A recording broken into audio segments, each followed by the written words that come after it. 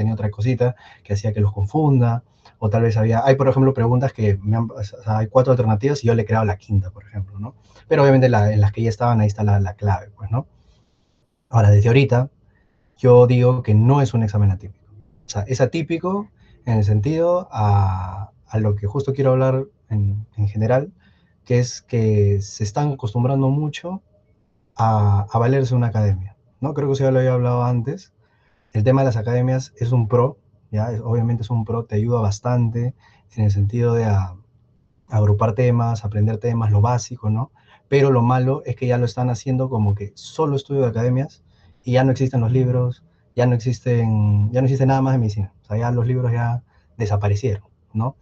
Y siendo un examen, ¿no? De salud, que es obviamente para estudiantes de último año, se supone que todavía son estudiantes que lo que más deben saber son de sus clases de la universidad, ¿no? Muy, muy, muy diferente a que tal vez ya, bueno, uno el ENAM, uno el residentado, que ya, bueno, ya, tal vez ya no tiene esa información desde su universidad, que ahí sí se mete a academias, etcétera, ¿no?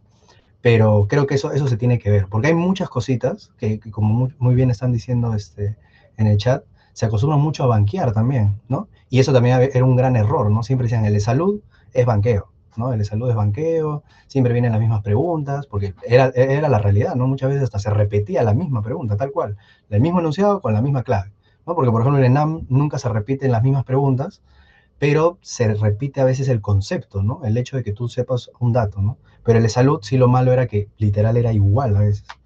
Entonces, yo siento que obviamente también se han confiado en eso. Cuando también a veces me dicen cursos de repaso, me dicen, ¿pero es para banqueo de salud o es para ENAM? Si tú vas a banquear, banqueas ENAM, es salud, residente, es lo mismo. Al final lo que tú aprendes en el último año de carrera es lo que te van a tomar también en el ENAM residentado, es lo mismo. ¿Listo? Entonces ya se tienen que quitar esa mentalidad. Banqueen todo, de salud, residentado, ya. Obviamente ya hay preguntas de residentado pucha, no sé, pues de subespecialidad, ya eso sí es como un poquito más de nivel, eso sí nos van a tomar. ¿Listo? Pero, pero ya más o menos vamos a ir comentando esas cosas. ¿Listo? Muy bien. Bueno, vamos a comenzar. Vamos a tratar de puntualizar porque, bueno, acá tengo 84 preguntas. Ahí creo que en los grupos alguien envió también otra pregunta, que no la tengo acá, que la podemos comentar al final. Igual si algunos tienen alguna pregunta que no la vean acá, listo, la escriben por el grupo normal, ¿no? O sea, igual pueden comentar en pleno examen o en plena pregunta, tal vez la pregunta no era así, doctor, ¿no? La pregunta decía otra cosa. ¿Listo? Pero la idea, ¿no? Ya pasó el examen, ya pasó. La idea es comentar qué es lo que es importante que quieren que sepamos acá, porque era típico, no era típico. Hay algunas que sí, yo voy a decir que eso sí, en la vida iba a pensar que alguien preguntaría, pues, ¿no? Pero la gran mayoría no son atípicas. O sea, créanme que la gran mayoría lo han visto en su carrera, ¿no? Muy bien, comenzamos. Desde la primera. Dice, ¿cómo se clasifica un paciente con enfermedad renal de base, ¿no? Hipertenso, diabético, nefrópata, ¿listo? Teniendo una tasa de filtración glomerular entre 30 y 44. ¿Ya? Espérense un ratito, quiero confirmar si ya se está grabando.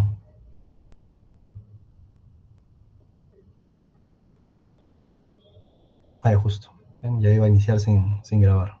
Ya saben, para los que estén en TikTok o para los que estén en el Meet, que son nuevos en esto, bueno, porque hace un tiempo no estaba haciendo un repaso gratuito, simplemente donde están ahí sentados, es mejor, porque a veces lo toman de screen de su celular, pero es mejor cuando están sentados ahí en su escritorio, toman una foto, están participando en la clase, listo, y me etiquetan, listo, me etiquetan y ya yo a más tardar mañana, cuando ya se suba todo el video, les mando la clase grabada. Muy bien. Ya, entonces, tiene una filtración entre 30 y 44. Esto, obviamente, nada típico. Bueno, nada típico. Ya saben que la filtración es algo que siempre deben saber. Una filtración normal que decimos... espérense, todavía no se está grabando. Un ratito. Inicia la grabación, porque no... Todavía no se está grabando. Igual participen, ¿no? Su clave. Esta Ya, muy bien, ahora llamada sí. se está Entonces grabando. está entre 30 y 44. Lo normal, acuérdense que es más de 90. ¿Listo? Es lo normal. Acuérdense, más de 120, ¿no? Por eso lo normal no es simplemente más de 90, sino de 90 hasta 120, porque más de 120 ya hablamos de una tasa de hiperfiltración, ¿no? Y eso lo podemos ver, por ejemplo, ¿en qué pacientes? En la nefropatía diabética, ¿no? Es el primer estadio de nefropatía diabética. Muy bien. Luego yo siempre digo, van bajando de 30 en 30, pues, ¿no? Grado 2 de 90 a 60. Grado 3 de 60 a 30, pero el grado 3 se divide en dos, pues. Entonces es 15-15, de 60 a 45 y de 45 a 30. Y luego, como no te puedes bajar de 30 a 0 porque son 5 grados, el grado 4 es de 15 a 30 y el grado 5, que iba a entrar a diálisis, ¿no? Menos de 15. Entonces acá te decía que tenía de 30 a 44. Sencillo, eso es un grado 3B. ¿Listo? Comenzamos bien. Siguiente. Esto otro, miren. Y algo que también me he dado cuenta mucho en los exámenes, ya sea de residencia, NAM, vean siempre los exámenes que han tomado los últimos de los otros, ¿no? O sea, estamos hablando de, si por ejemplo van a haber residentado, vean el último ENAM que se dio, el último ENAM extraordinario, porque se ven muchos, o sea, se repite mucho la enfermedad o algo que han preguntado. No la misma pregunta, como dije, pero algo relacionado. Entonces, miren, justo, por ejemplo, en mi examen de residentado preguntaron justo sobre esto, ¿no? Con respecto a la TSH. Ustedes ya deben saber que la mejor prueba, ya sea para control, para diagnóstico, para tamizaje neonatal, siempre va a ser la TSH, pues chicos. Porque la T4, la T3, acá les pongo ejemplos que siempre les preguntan, pueden aparecer en hipotiroidismos subclínicos, ¿no? ¿Qué es un hipotiroidismo o un hipertiroidismo subclínico? ¿No? Que ya tiene una deficiencia primaria, por ejemplo, en un hipotiroidismo primario, vamos a ponerle.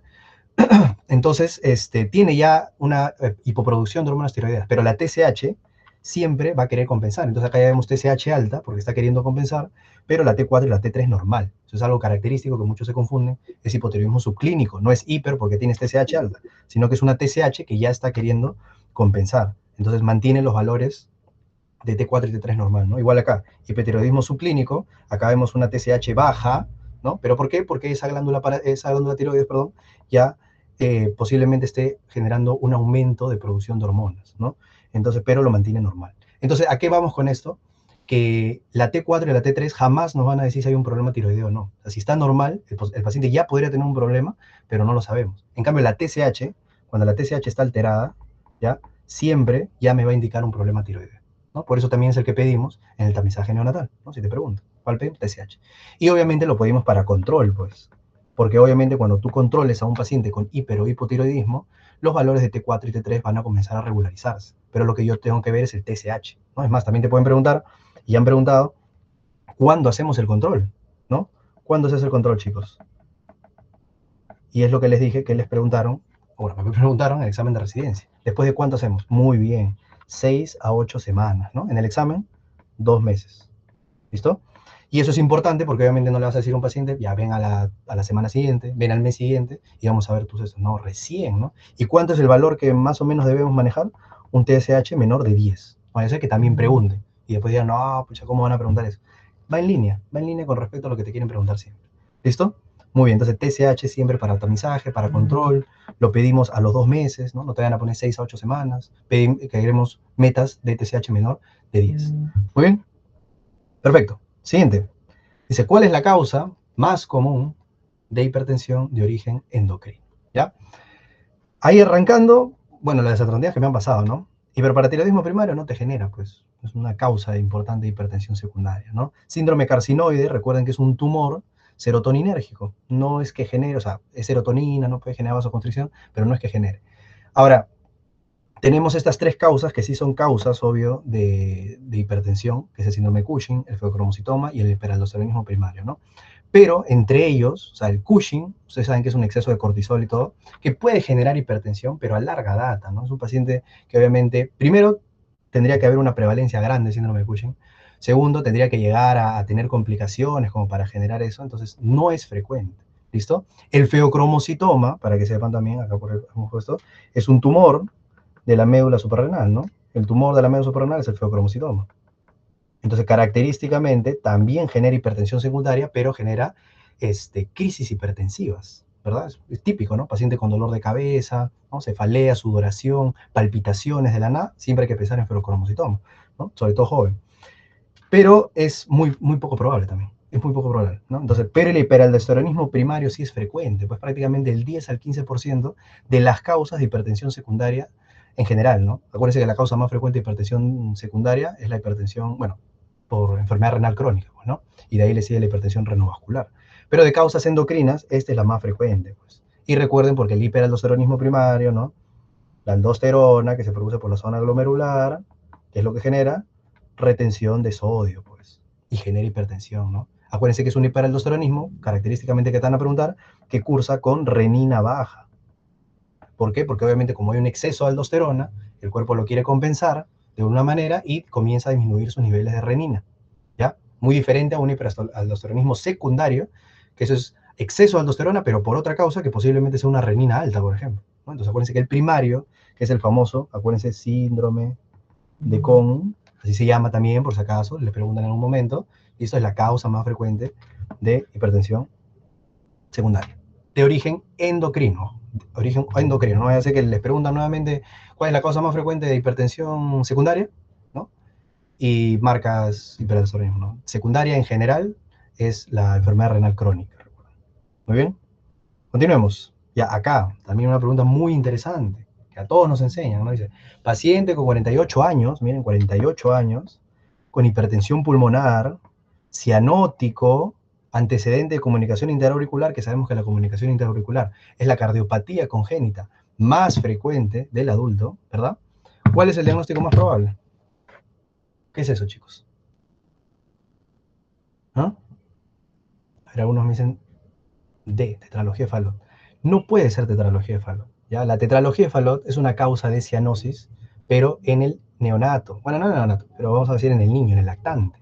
¿Listo? Entonces, cuando nosotros hablamos de cardiopatía, por eso tienen que tener ese concepto bien claro. Nosotros hablamos de cardiopatías acianóticas, que son las más comunes que te preguntan, que es comunicación interventricular, comunicación interauricular y persistencia del conducto arterioso, ¿verdad? ¿Y por qué son acianóticas? Porque su shunt es de izquierda, donde hay mayor presión en el corazón, ¿no? De izquierda a derecha. Por lo tanto, la sangre desoxigenada con la oxigenada nunca se combina, pues, ¿no? Porque la izquierda va a la derecha y eso luego nuevamente se oxigena y va a las cavidades izquierdas, no hay problema. En cambio, las cianóticas característicamente, recuerden siempre, en el primer año de vida es la transposición de grandes vasos, siempre les van a preguntar, niño de, no sé, pues 2 meses, un mes, recién nacido, ¿listo? Con cianosis, transposición de grandes vasos. La tetralogía de Fallot generalmente es después del primer año de vida, porque recuerden que de la tetrada, la que todavía no está en nacimiento, es la hipertrofia del ventrículo derecho, ¿no? Y esa se da cuando ya el corazón se remodela, ¿no? Cuando por el descabalgamiento de la aorta, por el CIB, ¿no? Por todo esto, y por la estenosis pulmonar, obviamente, se sobrecarga el ventrículo derecho, ahí comienza ya a hacer crisis cianóticas. Entonces, generalmente es causa de cianosis, es la causa de cianosis más frecuente en general, ¿no? Pero generalmente es después del primer año de vida, ¿ya? Ahora, ¿pero qué pasa con estos? Todos estos son shunts, como hemos dicho, de izquierda a derecha. Entonces, en la vida, ¿no? Lo más probable es que si esto obviamente no se repara, comienzan a generar una hipertensión pulmonar, pues. Porque todo ese flujo de la izquierda constantemente está yendo a la derecha, pues, ¿no? Sea un CIB, sea un CIA por acá, constantemente se está sobrecargando el ventrículo derecho. Y eso llega a generar una hipertensión pulmonar, ¿verdad? Ya que están viendo, ¿no? Que les he puesto una, por ejemplo, una imagen de la arteria pulmonar periférica y ahí estamos viendo cómo hay una hiperplasia, ¿no? de la media, y cuando ya hay fibrosis de la íntima es porque a eso, ¿cómo se le llama? Síndrome de Eisenmenger. El síndrome de Eisenmenger es cuando una cardiopatía congénita acianótica, que era un shunt de izquierda a derecha, se convierte en una cardiopatía congénita cianótica, porque hubo tanta hipertensión pulmonar. Chicos, tu audio, por favor. Hay tanta hipertensión pulmonar que el corazón se cansa, pues. ¿Listo? El corazón se cansa y comienza el shunt ahora al reverso, de derecha a izquierda. Y obviamente eso ya genera crisis cianótica, porque ya se está combinando sangre desoxigenada con sangre oxigenada, pues. Entonces por eso tenían que saber, pues 48 años no va a vivir pues un chibolo con tetralogía de Fallot, o sea, ya antes ya hubiera tenido crisis cianóticas. Ahí te está diciendo que ya tiene hipertensión pulmonar, ¿no? Ha tenido ya en la infancia, y por eso ya obviamente ha hecho un síndrome de Eisenmenger. ¿Listo? La enfermedad de Lutten-Bacher, por si acaso, por ejemplo, es, CIA con estenosis mitral, ¿no? Eso serían cavidades aurícula derecha dilatada, ¿no? Por si no, nunca han escuchado esa enfermedad, también es una cardiopatía asociada, ¿no? Un CIA con una estenosis mitral. ¿Bien? Listo, ya. Esta es la primera pregunta. ¿Ya? Esta es la primera pregunta atípica que puedo poner. ¿Ya? Esa es la primera pregunta típica que sí puedo decir que es atípica. ¿Por qué? Porque yo siempre digo, como un estudiante de medicina, como médico, ustedes tienen que usar la lógica, ¿no? Tal vez esto es algo que sí no nos enseñan, pues, ¿no? A mí, por ejemplo, en la universidad no me lo enseñaron en farmacología diciéndome, oye, este es el mecanismo de la cafeína, ¿no? Uno siempre dice, bueno, la cafeína te mantiene activo, ¿no? Pero ¿cuál es su función? Entonces, ¿qué es lo que pasa? Yo, por ejemplo, ¿no? Si no hubiera visto esto, uno hace la lógica y el locus coeruleus, eso es lo que tienen que saber también, el locus coeruleus es una estructura del cerebro que aumenta las catecolaminas, ¿no? O sea, libera las catecolaminas, adrenalina, noradrenalina, ¿no? Entonces, tú al usar la lógica, tú dices, ah, ya, pues el locus coeruleus aumenta la adrenalina, la noradrenalina, por lo tanto, tal vez la cafeína lo estimula y eso hace que uno esté, pues, despierto, pues, ¿no? Como un sistema simpático. Pero, ¿qué es lo que pasa? No es así. Porque la adenosina, ¿no? Y ese es el problema, pues la adenosina uno lo relaciona siempre al tema de que es un vasodilatador, ¿verdad? Pero la adenosina no solo tiene esa acción, y por eso justo vamos a hablar de eso. Esta es la primera, ojo, la primera típica que vamos a poner, porque acá yo digo sí, se podían confundir, pues, ¿no? Tanto el A1 como el A3, estos disminuyen el AMP cíclico, ¿ya? Porque usan proteína G inhibidora, ¿no? Entonces, ¿qué es lo que hacen? Generan sedación, ¿ya? Sedación, inhibición neuronal, ¿ya? Disminuyen la frecuencia cardíaca. Recuerden que la adenosina es el antiarrítmico de elección. ¿En qué? ¿En dónde? ¿En qué arritmia, chicos? Es la adenosina en la taquicardia paroxística supraventricular. Excelente, ¿no? Muy bien. Y el A3 generalmente es inmunomodulador y cardioprotector. ¿Listo? Y acá el A2 y el AB aumentan el AMP cíclico, ¿no? Entonces estos promueven el sueño, ¿ya? Promueven el sueño y son los que generan la vasodilatación, ¿no? Porque la adenosina, siempre ustedes deben recordar, es el principal vasodilatador vascular, ¿no? Entonces, bueno, hablando de esa pregunta, ¿qué se dan cuenta que hace la adenosina? Seda, ¿no? Genera sedación, provoca sueño. Entonces, ¿qué es lo que hace la cafeína? La cafeína no actúa sobre el locus coeruleus, actúa contra los receptores de adenosina. Entonces, ¿qué es lo que va a hacer? Obviamente va a ser un agonismo, ¿listo? Y entonces acá te quedas con había agonista parcial de los receptores de adenosina y había agonista completo de los receptores de adenosina. ¿Cuál marcarían ustedes? Ahí te quedan todavía entre dos. ¿Qué sería? ¿Un agonista parcial o un agonista completo? Porque antagonista no es, pues. Ah, no, perdón, yo me estoy confundiendo. Es un antagonista, pues, ¿no? Obviamente la cafeína, al bloquear, me está cogiendo, al bloquear la adenosina, obviamente lo que va a hacer es aumentar el sueño, la actividad. Sorry, hay muchas preguntas que estoy en un lapsus. ¿Ya? Muy bien, entonces obviamente no es agonista ni parcial, ni, ¿ya? Antagoniza los receptores de adenosina y eso obviamente al bloquear la sedación, al bloquear la producción de sueño, obviamente hace que el paciente esté activo. Muy bien, necesito mi cafeína ahorita. Muy bien, entonces esa es la primera pregunta que podemos decir que es atípica, ¿ya? La primera. Sigamos.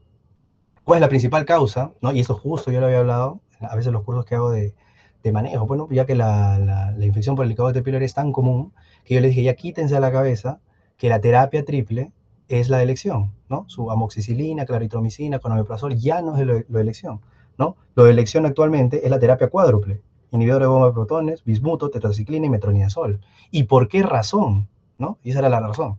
¿Por qué razón ya no es la terapia de elección? Porque hay resistencia a la claritromicina. Entonces, el que sabía esa actualización, que creo que es desde ya hace 2 años, ¿no? Ni siquiera es el año pasado, que ya la terapia triple ya no es lo de elección y todavía en Perú, ¿no? Debe saber que obviamente ya no sea la terapia triple exactamente por la claritromicina, ¿no? Porque se está viendo mucha resistencia. Muy bien, entonces esa pregunta también directa, el saber por qué ya no se da. Muy bien, continuemos. A ver aquí, también otra directa, ¿no? Directa que sí nos enseña. Mujer con sinusitis, hemoptisis, hematuria y cilindros hemáticos, y encima te dice ANCA sepsis, ya. Con eso ya te regala el diagnóstico. ¿Qué es eso? ¿Cuál sería eso, chicos? Muy bien, granulomatosis de Wegener. Pues, ¿no? Entonces nosotros cuando tenemos vasculitis, ¿no? De pequeños vasos, sencillo nomás.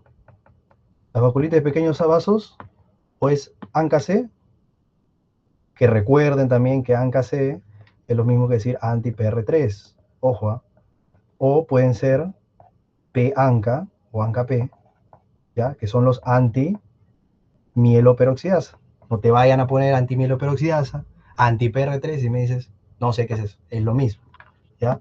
ANCA-C, anti-PR3, P-ANCA, anti-mieloperoxidasa. ¿Listo? Entonces, característicamente, bueno, como todo anticuerpo, y justo se los pongo acá en este cuadro, estos anticuerpos podrían estar elevados también, obviamente el C-ANCA también podría estar positivo en una polangitis, ojo. Pero característicamente para preguntas de examen, el ANCA-C es el que está elevado en la granulomatosis de Wegener, pues, ¿no? Que recuerdan que genera, obviamente, afectación de las cavidades sinusoidales, del pulmón y del riñón, ¿no? Genera sinusitis. Por eso, característicamente, siempre recuerden que genera hemoptisis, ¿listo?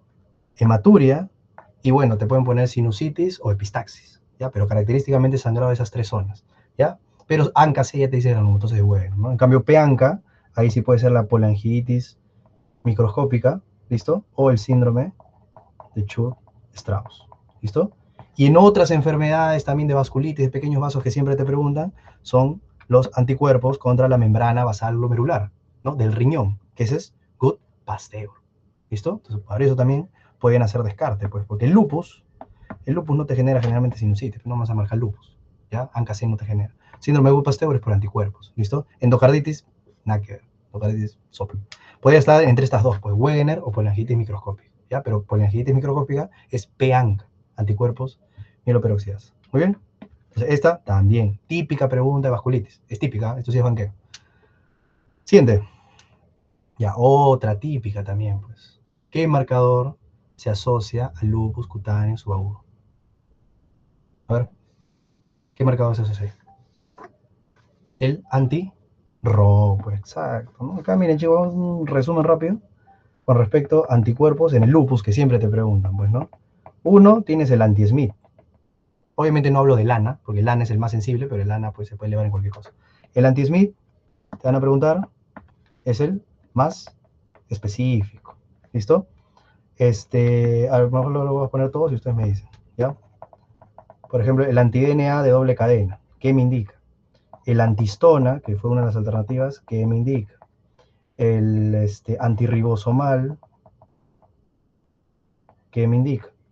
El anti-Ro, el anti-La, ¿qué me indica? ¿Ya? Esos son los más importantes que deben saber con respecto al lupus. ¿Ya? A ver, el anti-DNA, ¿qué me indica? De doble cadena, ojo, porque también hay de monocateriano. El de doble cadena. ¿Qué te genera? ¿O qué me indica? Que puede estar asociado a nefritis lúpica. Muy bien, actividad. ¿Ya? Es de mal pronóstico. ¿Qué más? El antistona. Nefritis, sobre todo. El antistona. Muy bien. El lupus inducido por fármacos, pues, ¿no? Procainida, hidralazina, ¿no? El famoso lupus inducido por fármacos. Antirribosomal. Me indica afectación del sistema nervioso central. ¿Listo? Anti-Ro y anti-La, característicamente ustedes saben que es síndrome de Sjögren, ¿no? Ambos, ¿ya? Anti-Ro y anti-La. Pero el anti-Ro específicamente se asocia justo a este lupus cutáneo, que bueno, ya no, esta clasificación ya no existe, pero bueno, el lupus cutáneo subagudo, ¿listo? Y el lupus neonatal, ¿ya? Nunca olviden eso, pues. Son los 6 anticuerpos que sí o sí deben saber del lupus, ¿ya? El anticentrómero, ¿qué es eso? Eso, por ejemplo, a mí me preguntaban residentado. Tremendo caso clínico y anticentrómero. ¿Qué es el anticentrómero? ¿Para qué enfermedad? Muy bien, esclerosis, pero esclerosis limitada, ¿ya? Limitada, muy bien, porque la esclerosis difusa, ahí tenemos a los anticuerpos antitopoisomerasa, ¿listo? Exacto, CRES. El CRES es el limitado. Muy bien, entonces acá la respuesta subagudo era el anti-Ro, que por si acaso también te ponen anti-SSA, por ahí te quieren poner. Muy bien, siguiente. A ver, esta pregunta, eso es lo que yo digo, lean bien, espero que no hayan fallado. Dice, gol estándar para el diagnóstico de trombosis venosa profunda. Es directo, pues, ¿no?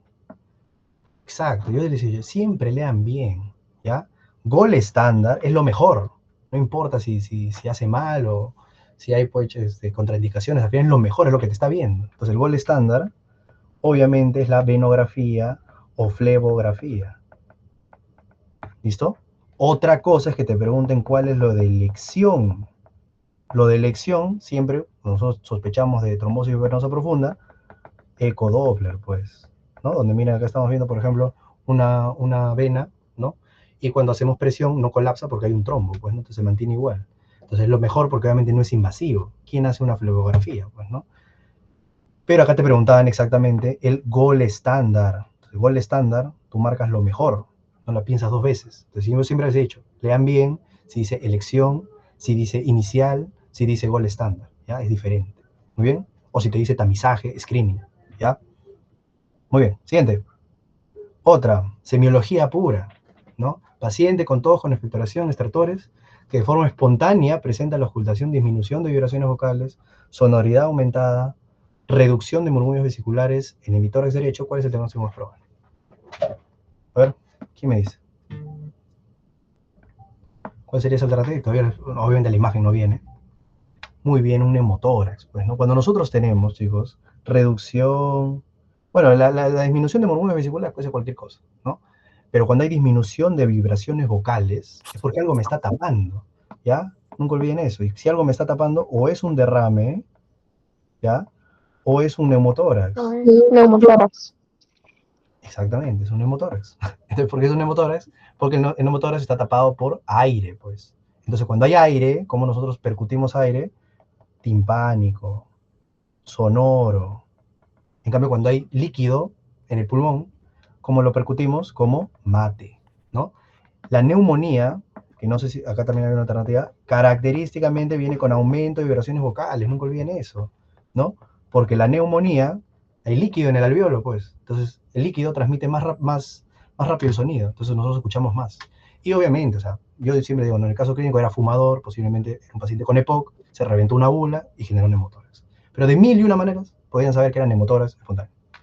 Muy bien, hasta ahí llevamos 10 preguntas, solo una típica. ¿Ya? Siguiente. Ya, tratamiento, bueno, a mí me lo pusieron ahí solo como tratamiento de hipertensión pulmonar y solo me pusieron esa alternativa. Esa pregunta vino así, tal cual. ¿Cuál es el tratamiento de hipertensión pulmonar? O cómo vino? ¿O no era así? Porque bueno, si fuera el caso, ya los que han dado salud, si vino tal cual, si así fue, ya bueno. Yo, por ejemplo, yo me acuerdo, la hipertensión pulmonar, ¿no? La hipertensión pulmonar, yo siempre recuerdo que ¿cuál es el tratamiento? El sildenafil, ¿no? De chibola. Y dicen, ah, pues es el Viagra. Siempre lo resuelven así, ¿no? Ah, la única vez o el único medicamento que yo conozco, o sea, que aparte del Viagra, ¿no? ¿Para qué se puede utilizar? Para la hipertensión pulmonar. Es creo que lo único que uno siempre relaciona eso, pues, ¿no? Me dicen, no vino. Bueno, pero bueno, si fuera el caso, ya saben que el tratamiento es el sildenafil, ¿no? Que acuérdense que es un inhibidor, por si te preguntan también por mecanismo de acción, es un inhibidor de la fosfodiesterasa 5, ¿ya? Es el de elección, ¿ya? Porque también nosotros podemos utilizar anticuerpos antiendotelina, etc. ¿Viste? Muy bien, continuemos. Ya, acá, esa pregunta es súper interesante, como les digo, el que banquea, por ejemplo, el examen de residentado, ya sabe que tiene que saber cuáles son fármacos antirremoduladores en los pacientes con insuficiencia cardíaca, ¿no? Dice, fármaco antirremodulador en paciente con insuficiencia cardíaca, creo que hasta con dosis aparecida. Pero ¿qué me importa la dosis? Lo único que ustedes tienen que saber acá, que el fármaco que es antirremodulador es el sacubitrilo, ¿no? ¿Cuáles son los fármacos, ojo, antirremoduladores? Yo les pregunto. Que Es ARNI. disminuyen la mortalidad cardíaca. ¿Cuáles son, chicos? A ver. Yecas, Aras, Betabloc, y Spironolactona y inhibidores de la CGLT2. Muy bien. Ahí, una corrección, solo. Los beta bloqueadores ya se ha visto que no son antirremodeladores. Es lo único. Lo demás está bien. IECA, ARA, espironolactona, inhibidores de SGLT2, que eso vino en la última pregunta de residentado, ¿ya? Dapagliflozina. Que es la empaglifosina, muy bien, dapaglifosina, empaglifosina. O sea, que no es necesario que el paciente sea diabético para ya darle estos medicamentos. Y el sacubitrilo, ¿ya? ¿Qué hace el sacubitrilo? El sacubitrilo inhibe, porque si te preguntan, mecanismo de acción en algún momento, que inhibe a la nepricilina. ¿Y qué hace la nepricilina? La nepricilina degrada a los péptidos natriuréticos. Ya, vamos a poner acá. Degrada a los péptidos natriuréticos. Y ustedes saben que los péptidos natriuréticos son importantes para la descongestión.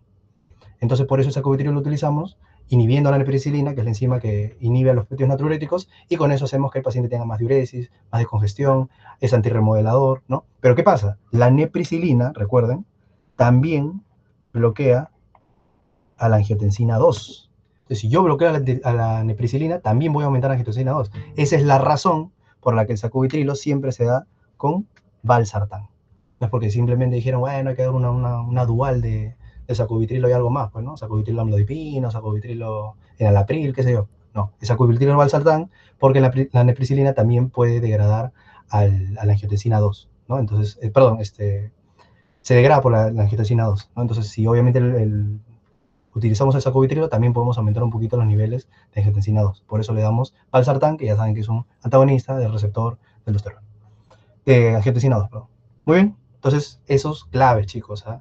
Inhibidores de SGLT2 actualmente están preguntando. ¿Ya? Disminuyen, remodelado, cardiovascular. ¿Listo? Muy bien, continuemos. A ver, aquí. Aquí me dijeron atípico, pero yo sí he visto que en las academias nos enseñan también. ¿Ah? Dice, una mujer de 56 años presenta fiebre de 3 semanas, pérdida de peso, artralgias, en el cultivo, estreptococo, paleolíticos. En 3 muestras, el ecocardiograma transesofágico muestra una vegetación de 13 milímetros, compatible con endocarditis infecciosa. Entonces, acá ustedes tienen que saber los gérmenes asociados, ¿no? En endocarditis infecciosa, que generalmente te preguntan, ¿no? Ya sea en subaguda, en prótesis, etcétera, ¿no? Entonces, recuerden, cuando a mí me dicen Staphylococcus aureus, estamos hablando obviamente en contexto de endocarditis infecciosa, ¿no? ¿En qué empezamos? ¿No? En endocarditis aguda, causa más frecuente endocarditis aguda. En endocarditis por drogas endovenosas, paciente con usuario de drogas endovenosas, ¿cuál es el más frecuente? Staphylococcus aureus. Pero recuerden que ahí lo más frecuente en las válvulas derechas, ¿no? Sobre todo a la cabeza, la válvula tricúspide. Ya que la endocarditis, generalmente, ¿cuál es la válvula más afectada, chicos? A ver si les preguntan eso. ¿Cuál es la válvula más afectada en las endocarditis? ¿La aorta o la mitral? Mitral. La aorta, chicos. La mitral es la Depende más si afectada en la fibra reumática. ¿Ya? La aorta es la más afectada en la endocarditis. ¿Listo? Muy bien. Pero bueno, o sea, eso también depende de bibliografía. Yo también lo he visto mucho. Al final son cavidades izquierdas, pues, ¿no? Pero la mitral sí, de lejos en fibra reumática. Muy bien. Ya entonces endocarditis aguda, endocarditis por usuarios de drogas endovenosas, ¿listo? Endocarditis, ¿listo? Por prótesis, ¿ya? Pero en mayores de 1 año. O sea, que tengan prótesis, válvulas o algo, pero por más de 1 año, ahí es Staphylococcus aureus, ¿listo? Porque Staphylococcus epidermidis, que es el estafilococo coagulasa negativo, ¿cuándo te van a preguntar? Cuando el paciente tiene una prótesis, ¿no? Pero menos de 1 año. Que tengan que ser pues una prótesis hace 2 meses y de la nada comienza con un soplo nuevo, fiebre, ¿listo? Ahí piensan en estafilococo epidermidis, ¿listo? Entonces, esos son los que más te preguntan, ¿no? Aureus, epidermidis, ¿no? Ahora viene pues, el Streptococcus bovis, o también llamado gallolíticos, pues si no sabían. El bovis o gallolíticos, porque bueno, el gallolítico se hablaba antiguamente. El que planteó la pregunta también malo por ponerte un nombre pues que ya no se usa. Pero el bovis o gallolíticos es el que está asociado y que tenemos siempre que descartar cáncer de colon o pólipos en el colon, ¿no? Y por ahí, en algún momento te preguntan, el enterococos, que también son causas, ¿a qué se asocia? Por ejemplo, el enterococos fecalis, ¿a qué se asocia? En un paciente con endocarditis. ¿Alguien sabe? Neoplasia. A, I, ahí tú. ¿Listo? Ahí tienen todo. ¿Ya? Muy bien. Ah, y me olvidé, pues obviamente. Y el Streptococcus viridans es el que está asociado a endocarditis subaguda o que te digan que ha sido intervenido en un procedimiento dental. ¿Ya? Entonces este paciente tenía gallolíticos, ¿qué hacemos? Colonoscopía para cáncer rectal. Nada más. Siguiente. ¿Cuáles son los sitios donde se producen más comúnmente las herniaciones cerebrales? ¿Ya? Esta es otra de las preguntas que también me las mandaron como que medio ya chamuscadas, o sea, como que 2, 3 alternativas. Entonces, pero obviamente dije, o sea, hay como 2 alternativas he creado. pero el punto es saber cuáles son las más frecuentes, ¿no? O sea, me imagino que dentro de eso estaba, ¿no? Igual me confirman si no era tan así, si era otra. Hay preguntas que sí recuerdo que solo me han mandado, pues, pregunta y dos claves había, ¿no? Pero la cosa es ver el punto, el concepto, ¿no? Lo de la pregunta al final, ¿no? ¿Cuáles son los dos sitios más comunes en donde hay hernias, ¿no? Acuérdense que nosotros tenemos hernias cerebrales supratentoriales, que son las más frecuentes, ¿no? Por debajo del tentorio, de la tienda del cerebelo, y tenemos infratentoriales. Ya, pregunta típica, lo que sí debían saber, ¿no? ¿Cuál es la más frecuente de todas? ¿Cuál es la más frecuente de todas, chicos? De todas las hernias, ¿cuál es la más frecuente? ¿Quién me dice? Es esta que tenemos aquí. Es supratentorial, ¿ya? Le voy a poner 1, es la uncal, nunca olviden, la uncal. La uncal es la más frecuente, ¿ya? La uncal, o también la podemos llamar transtentorial, ¿listo? Esa es la más frecuente de todas, de Ya lejos. sabía ya. Lo sabías muy bien, excelente. Entonces, acá tenemos otra hernia que también es supratentorial, que es muy frecuente, ¿no? ¿Cuál es esta? La hernia subfalacina, ¿no? O también llamada hernia del cíngulo, ¿listo? Subfalacina o hernia del cíngulo, ¿listo? En cambio, hernias infratentoriales, tenemos, por ejemplo, esta de acá, ojo, la 2, es infratentorial porque el tálamo se hernia hacia adentro, ¿listo? Entonces, esa hernia que tenemos ahí es la hernia diencefálica, ¿listo? Y la hernia de acá de abajo, acuérdense que puede pasar por el agujero magno, ¿listo? Es la hernia amigdalina, ¿ya? O también la pueden llamar como tonsilar o del agujero magno, por lo que les digo, acuérdense que el agujero magno está acá por el hueso occipital, ¿listo? Bueno, la cosa es que las más frecuentes, entre todas, entonces es la uncal, ¿no? Es así, de lejos es la más frecuente, la subfalacina, ¿listo? Y la que sale por el agujero magno, pues, ¿no? La tonsilar, magno, amigdalina. Esas son las tres más frecuentes, ¿listo? Entonces, dentro de todas esas, la alternativa que era esa era la sulfalacina, uncal y tonsilar. ¿Ya? El foramen de morro, nada que ver. Muy bien. Continuemos. Ya, acá también otra pregunta muy importante. Otro relacionado a eso, ¿no? ¿A partir de qué valor existe daño cerebral en una hipertensión endocranial? Lo primero que deben saber, ¿cuándo es la hipertensión endocranial normal? Y acá sí yo creo que a veces uno podría confundirse porque, ojo, y yo les digo, lean bien la pregunta, les han puesto también centímetros de agua. Entonces, la presión intracerebral normal es de 5 a 15 milímetros de mercurio, ¿ya? Pero ojo, si te ponen en centímetros de agua, podría ser hasta 20 centímetros de agua, ¿ya? Entonces tengan cuidado con eso, ¿listo? O sea, acá, bueno, ya, yo les he puesto imágenes porque quería comentar más, pero nos vamos a demorar una vida, si no, porque todavía estamos en la pregunta 15, faltan un montón. Pero esta es la teoría de Monroe y Kelly, pues, ¿no? Que ustedes saben que cada porcentaje, ¿no? El parénquima 80%, la sangre 10% y todo eso, para mantener la presión, ¿listo? Entonces, cuando hablamos ya de que hay un daño cerebral, cuando la presión excede a 20 milímetros de mercurio, ¿listo? ¿Por qué? Más de 15, para que se entienda también, más de 15 es que ya está aumentando la presión, pero por eso quería hablar de la teoría de Monroe y Kelly. Aumenta la presión más de 15, pero por los mecanismos compensatorios todavía se puede mantener el volumen. Pero más de 20, ya más de 20, ya sí o sí, obviamente ya va a haber daño cerebral. Ahí los mecanismos de Monroe y Kelly se van a alterar. ¿Listo?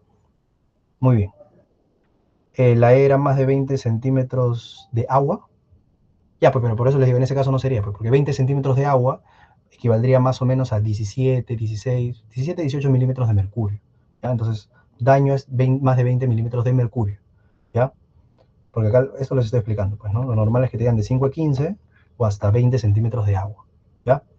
Muy bien, continuemos. Causa más común de hiperuricemia. ¿Quién marca líquidos, pues, chicos? Los líquidos los usamos para filtrar más el riñón. ¿Cuál es una causa? De todos estos, ¿cuál es una causa de hiperuricemia? Por así decirlo. Por los dos, las demás, la verdad, ni son causas. O sea, esas son las alternativas tal cual me las han mandado. Así que dije, eso no se pueden equivocar. Claro, pues las tiacidas. Las tiacidas son las causas más frecuentes de hiperuricemia, no el consumir carne. ¿Eh? Mi profesor, yo le dije, puede ser bota, porque hay un paciente con un dedo hinchado y me dice, pero yo no como carne. Todos relacionan a las personas que no son mega, bota, carne, pues, ¿no? Entonces, la hiperuricemia no siempre solo por el consumo de carnes, ¿no? La causa más frecuente es el uso de diuréticos. A la cabeza, las tiacidas. Muy bien, las tiacidas que actúan en el tubo contornado distal generan hiperuricemia, ¿no? La furosemia también puede generar, pero ya en menos frecuencia. ¿Listo? Pero los diuréticos son los que más aumentan los niveles de ácido úrico. Muy bien. Siguiente, a ver acá, también típica. Esta sí es banqueo, ¿no? Hombre, 25 años, 10 días después de acudir a una despedida de soltero, ¿no? Por ahí, relaciones sexuales, quién sabe. Comienza con inflamación de la rodilla derecha, ambos tobillos, conjuntivitis y aftas orales y erosiones superficiales no dolorosas en el glande. ¿Qué es eso? Claro, pues, Reiter.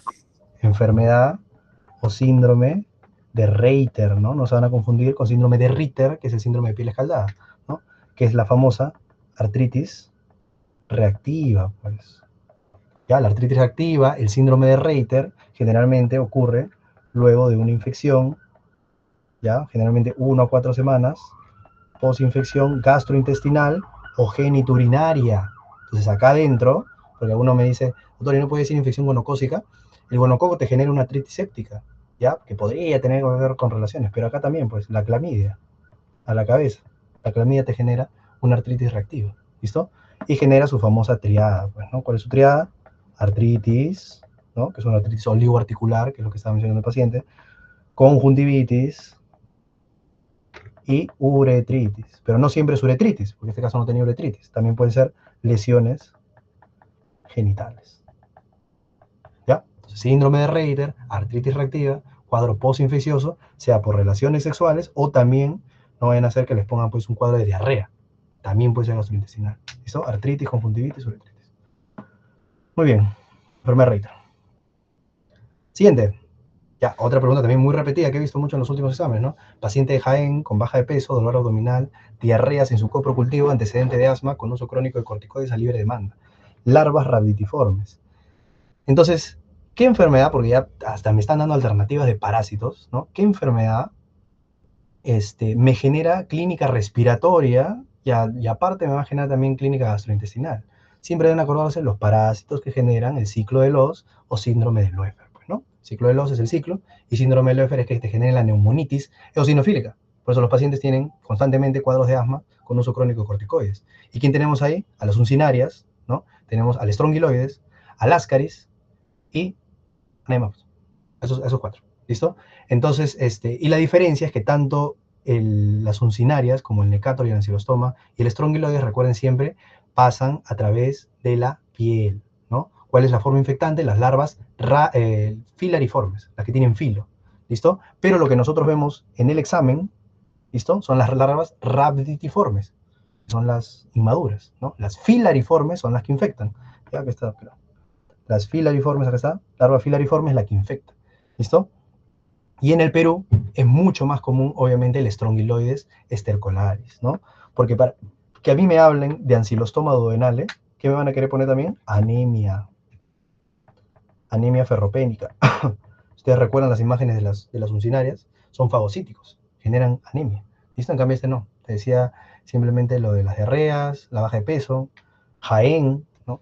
Ahí hay más estrongiloides, etc. ¿Listo? Entonces, estrongiloides stercolaris. No es la primera vez que lo pregunto. ¿Ya? Muy bien. Continuemos. Este otro regalo, chicos. Paciente con secreción uretral. Diplococo gram negativo. ¿Qué es diplococo gram negativo, pues, chicos? Neisseria. Tratamiento de elección para Neisseria. Ceftriaxona. Nada más. Nada más. Nada más. Y ya vamos en la 20.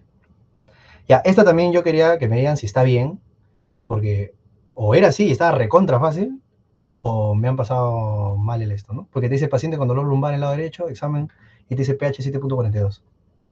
Ella pues ya no tiene nada. Por eso. Y una alternativa te dice, pues, ¿no? Normal, porque el pH está en rango normal. Entonces quiero saber si literal tenía ese pH ese paciente, o no tenía ese pH. O era un caso, porque también es otra cosa, que sea un paciente que te decía que tenía antes otro cuadro y que después tenía eso, ¿no? Solo te decía de frente eso, si tenía, ya, solo tienes que saber cuánto era el pH y ya era normal, pues, ¿no? Pero ya, bueno, esto ya creo que ya, bueno, de los que estaban en mis clases, 1000 veces he hecho una clase de electrolitos, entonces, siempre vean eso, ¿no? el tema del pH porque ya es un pH compensado. Como digo, por términos en la vida cotidiana, sí, ¿no? Porque alguien tal vez puede ver este bicarbonato de 12 y es un bicarbonato bajo. Pero eso no quiere decir que esté en un trastorno ácido-base, pues, ¿no? Sino, ¿para qué existirían los valores, ¿no? Ahora, diferente sería, por eso digo, si es que ya el paciente ha tenido un pH anterior, y ahí sí podríamos estar hablando de acidosis o alcalosis compensada, ¿no? Porque el pH ya está dentro de los valores normales. Pero si simplemente fue eso de frente, no te dice nada más, tiene que ser así normal, pues. No hay trastorno ácido-base. El bicarbonato puede estar bajo, pero no hay trastorno ácido-base. ¿Listo? Muy bien. Creo que no hay nada que comentar, porque bueno, no me voy a poner a comentar creo que ya en YouTube ya también ya le subí las clases de A y electrolitos, así que ahí pueden ver cuándo es metabólico, respiratorio, con respecto a la diferencia, ¿no? Acá, otra pregunta muy típica, ¿no? Mujer, bueno, ahí me han puesto, se describe con artritis reumatoide, el primer fármaco antirreumático, me la preguntan 1000 veces, acuérdense, también les pueden preguntar, el anticuerpo de elección, ¿cuál es, chicos? Anticuerpo, en YouTube estoy como doctor Bichota. Los anticuerpos anticitrulinados, pues. Nada que factor reumatoide, pues, ¿no? Los anticuerpos anticitrulinados son los más específicos. Y eso también pregunta, ¿no? Dolor en las muñecas, no sé cómo ha sido el caso, pero imagino que dolor en las muñecas, ¿no? Bilateral, simétrico, ¿listo? Lo de elección, el metrotexate, pues. Metrotexate. Muy bien, continuemos. A ver aquí. Esto tal vez no lo preguntan mucho, pero lo ven todos los días en sus rotaciones. Así que no puede ser que no lo sepan. Paciente varón con diabetes mellitus mal controlada presenta lesión plantar al nivel del primer dedo, ¿no? Te dice lesión profunda, secreción con mal olor, signos, ya te lo dice, ¿no? Signos de osteomielitis evidente, a la palpación se aprecian crépitos, ¿no? Que puede ser por una gangrena, ojo, y se aprecia gas en la zona, bueno, ya te dice gangrena, ¿listo? Glucosa 380, obviamente es un paciente diabético mal controlado, según la escala de Werner, ¿en qué grado se encuentra y cuál sería el abordaje terapéutico? Yo me imagino que las demás alternativas también venían con más, con manejos, pues, ¿no? Pero bueno, acá solo me pusieron a partir de la 3. Pero ya, igual. ¿Cuál sería la respuesta, chicos? ¿Qué grado sería? Pásame. ¿Es un grado? 3, pues. Gangrena no es lo mismo que necrosis, ojo. Entonces, el pie sano es el que nosotros lo llamamos grado 0. Ahí es donde nosotros usamos calzado, ¿ya? Para entender, ¿no? Saber cuál es el manejo en cada uno. El grado 1 es cuando hay una úlcera superficial, ¿no? Que ahí te dicen que destroza todo el estrato de la epitelial, ¿verdad? Ese es superficial. Ahí generalmente pues ya vamos a hacer curetaje diario, ¿no? Curas diarias. Cuando ibas a tu paciente todos los días ahí a lavar el pie. ¿Ya? Eso es grado 1. Grado 2 ya es úlcera profundo, o sea que ya ha llegado hasta hipodermis, ha afectado ligamentos, ¿listo? Pero no hay osteomielitis. O sea, todavía no infecta el hueso. Pero acá ya damos antibióticos, ¿ya? Acá ya damos antibióticos, pero antibióticos vía oral, nada más. Curas obviamente diarias, pero antibióticos, ¿listo? Y grado 3 ya, acá te lo está diciendo, ya hay osteomelitis. Entonces, acá también puede haber gangrena, ¿ya? Pero no es necrosis, ¿listo? Y acá obviamente nosotros ya, esos pacientes se hospitalizan y damos antibióticos endovenosos y también hacemos debridamiento, pues, debridamiento quirúrgico, ¿no? Y bueno, el 4 es obviamente necrosis localizada y el grado 5 es necrosis difusa, pues, ¿no? En estos casos ya obviamente es amputación, pues, ¿no? Dependiendo de la sección, ¿no? Amputación localizada o amputación difusa. Entonces, en este caso, el paciente era esto, pues, ¿no? 3, devibración profunda, algo de osteotomía, ¿no? Por la afectación del hueso, y antibióticos endovenosos prolongados. Muy bien, 4 y 5 no, pues. No te decía nada de necrosis. Muy bien, continuemos. Acá, ya pues acá. ¿Cuántas veces nos preguntan? Paciente con tromboembolismo pulmonar, ¿cuál es el examen inicial? ¿No? ¿Cuál es el examen inicial en un paciente que sospecha de tromboembolismo pulmonar, chicos? Inicial. Inicial. Dímero D. Muy bien. ¿Gol estándar? ¿Gol estándar? Angiotomografía. Muy bien, angiotomografía. Entonces, pero antes de nosotros hacer todo eso, o sea, en la vida real, ¿qué es lo que hacemos? Los criterios de Wells. ¿Y para qué usamos los criterios de Wells? Para saber si vamos a pedir dímero D, para saber si de frente usamos angiotomografía, o para saber si utilizamos una escala de PERC. Generalmente no lo utilizamos mucho, porque para que sean esos pacientes cantados, vamos a ver ahorita, ¿no? ¿Cuáles son los criterios de Wells que tengan síntomas o síntomas clínicos de trombosis venosa profunda, ¿no? Porque obviamente ustedes saben que el tromboembolismo pulmonar parte de una trombosis venosa profunda, que tenga taquicardia, ¿no? Que esté inmovilizado, que haya éstasis, ¿no? Eso es importante, que haya tenido trombosis o tromboembolismo previo, que tenga hemoptisis y que tenga alguna historia de malignidad, ¿no? Entonces, obviamente, todos son criterios clínicos y antecedentes, pues chicos, en donde nosotros si tenemos menos de 2 puntos, que no sería un paciente que nos van a poner en una pregunta de examen, ahí es donde se utilizan los criterios PERC. Pero nunca nos van a preguntar eso, pues, porque sí, siempre el paciente va a venir con, ya que te diga con clínica de signo de Homans, ¿no? Dolor en pantorrillas, ya te da 3 puntos, pues. O sea, ya estás acá, ya al mínimo. Entonces ahí es donde nosotros lo primero que utilizamos es dímero D. Recuerden que el dímero D es una descomposición de de la cascada de coagulación. Entonces, el dímero D tiene un alto valor predictivo negativo. ¿Listo? Si el dímero D me sale normal, no hay trombosis, no me preocupo, ¿no? Por eso es el mejor inicial, ¿ya? Pero cuando obviamente ya es muy probable, lo confirmatorio es la angiotomografía. Entonces, ¿cómo me van a marcar acá? Cuando te dice cuál no forma parte, obviamente, pues, dímero D, pues, porque los criterios de Wells son criterios clínicos y antecedentes. Recién con los criterios de Wells, pues si no se lo sabían, ¿no? Recién con los criterios de Wells vemos si pedimos dímero D o si pedimos angiotomografía, ¿no? Pero los demás ya ven que están, bueno, antecedente de neoplasia, taquicardia, hemoptisis, ¿ya? Muy bien, ya estamos prácticamente un cuarto del examen y hasta ahí nadie se tenía que preocupar. A ver, acá, ¿en qué fase del desarrollo pulmonar inicia la producción surfactante? Ya, esta puede ser una pregunta que uno la haya visto y dice, ¿cómo me va a preguntar esto? ¿Se los han enseñado? Se los han enseñado. Yo lo acabo de enseñar en mis cursos de embriología, ¿ya? Entonces, lo han visto, obviamente lo han visto, pero lo han visto en embriología, no lo han visto en su academia, tal vez, ¿no? Es lo que pasa. Entonces, ¿cuándo se comienza a iniciar la producción de surfactante? Canalicular, pseudoglandular, sacular o alveolar, porque no existe embrionario. Desde ahí ya partimos, ¿no? Muy bien, entonces el primer estadio, para que sepan, ¿no? Es el estadio pseudoglandular. ¿Por qué se llama pseudoglandular? Porque la formación de los tramos que hay en la parte embrionaria respiratoria se parece, ¿listo? Se parece a una glándula, ¿listo? A una glándula exocrina, ¿listo? Pero ¿qué pasa acá? Acá no hay intercambio. O bueno, más así, más fácil, ¿no? Histología de lanzar. No hay bronquiolos respiratorios. No existen. Existe todo. Ojo, ya hay bronquiolos terminales, todo. O sea, es hasta la semana 16. Existe ya toda la estructura pulmonar, pero no hay bronquiolos respiratorios. Por lo tanto, si no hay bronquiolos respiratorios, ustedes saben que en los bronquiolos respiratorios ya hay paredes de alvéolos. Entonces, no hay intercambio respiratorio. En el estadio canalicular o el periodo canalicular se caracteriza porque ya hay la presencia de bronquiolos respiratorios. Bueno, y ahí lo están viendo en la imagen. Está, bronquiolos respiratorios. ¿Listo? Ahora, ¿qué es lo que pasa? Y acá es lo que yo digo, se puede sobrepensar más y tal vez uno cambie la respuesta, porque cuando hablamos del periodo sacular, es cuando hablamos del periodo de sacos alveolares. Entonces, acá es donde nosotros comenzamos a mencionar al neumocito tipo 1, ustedes ya saben que forma parte de la barrera aire-sangre, ¿no? La barrera alveolo-capilar, y hablamos del neumocito tipo 2, que el neumocito tipo 2 es el que produce surfactante, ¿no? Si ustedes ven el MUR, ahí es donde te comienzan a hablar del neumocito tipo 1 y el neumocito tipo 2, ¿no? Que esto es de la semana 26 hasta el nacimiento. Y bueno, el periodo alveolar, recuerden que ya es el máximo desarrollo alveolar. Recuerden que el niño, el neonato, en algún momento te lo pueden preguntar también, no nace con todos sus alvéolos completos, ¿no? Recién su desarrollo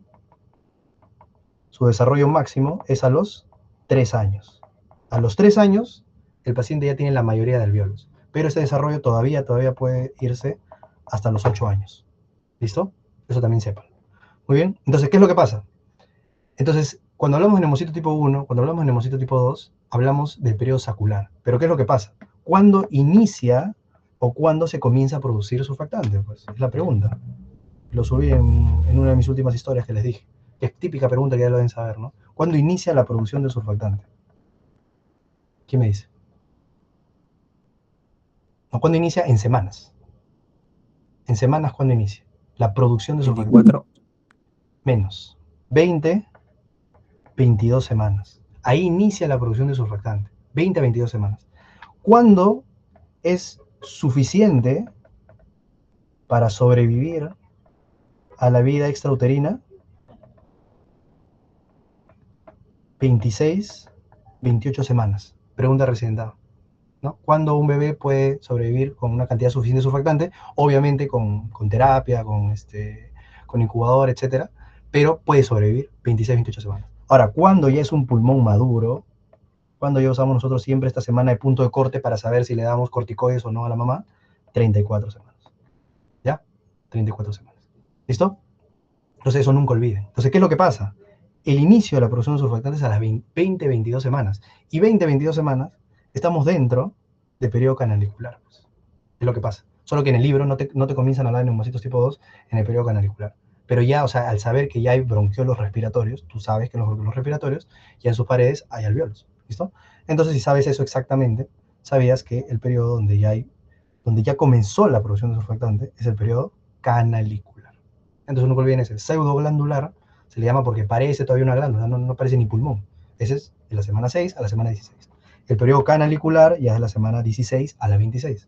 El periodo de sáculo terminal es ya 26 al nacimiento y el periodo alveolar, por eso mira ahí les pongo, de 32 semanas hasta los 8 años, porque hasta ahí todavía se pueden desarrollar alvéolos. Muy bien, perfecto.